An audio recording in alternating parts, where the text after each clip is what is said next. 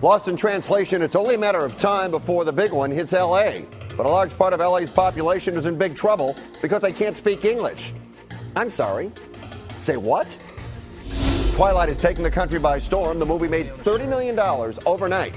Lots of people love it, but for some, Twilight actually could be hazardous to your health. And Kirk Douglas, 93 years young and looking great. The unveiling of a new park in his name, and he was brave enough to test out the equipment. But of course, there's the mayor, always willing to slide into the spotlight. All the stories people are talking about and everything you need to know right now on The Filter.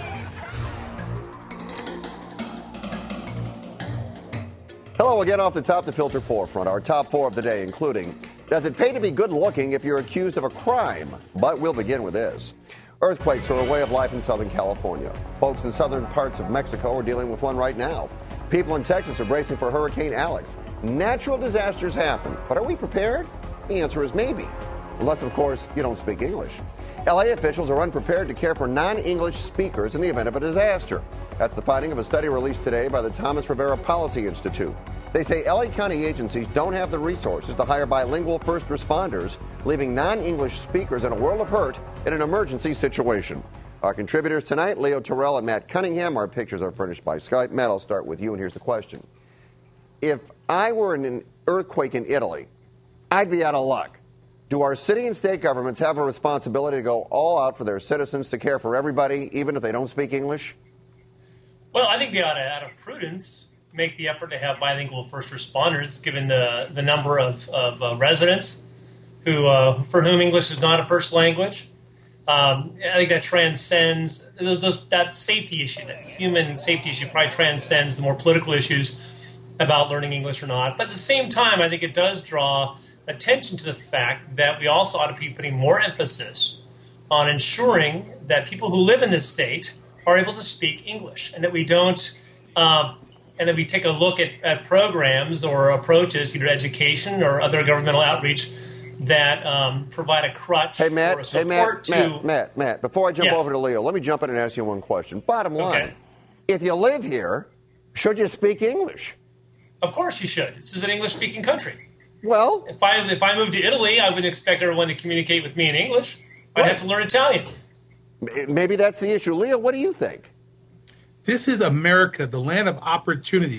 We welcome immigrants. There are American citizens who are Chinese, Iranian, and they come over here in a senior citizen status. Are you asking that is a prerequisite that they have to learn English to be an American citizen? There's nothing in the Constitution that requires that. And one thing, we take this step to have our election ballots in the variety of different languages. No, wait a get minute, our driver license. I get it. You know what I'm asking? I'm asking to learn English as a courtesy. As if I went to Mexico, I would learn Spanish as a courtesy. I would want to communicate. But it's not a requirement for citizenship. I'm not saying it is. But what I'm saying here is that the government has an obligation to make sure it protects all citizens, regardless if they're not able to speak English or not.